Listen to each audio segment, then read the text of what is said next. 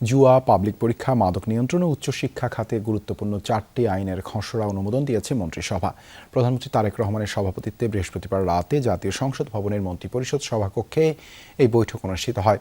মন্ত্রিসভার বৈঠকে জুয়া প্রতিরোধ আইন 2026-এর খসড়া চূড়ান্ত অনুমোদন দেওয়া হয়েছে।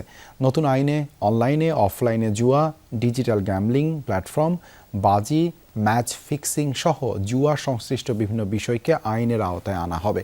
অপরাধের ধরন অনুযায়ী অর্থদণ্ড, কারাদণ্ড কিংবা উভয় দণ্ডের বিধানও রাখা হয়েছে। এছাড়া পাবলিক পরীক্ষায় ডিজিটাল জালিয়াতি ঠেকাতে the public examinations offences amendment act 2026-এর খসড়াও অনুমোদন পেয়েছে।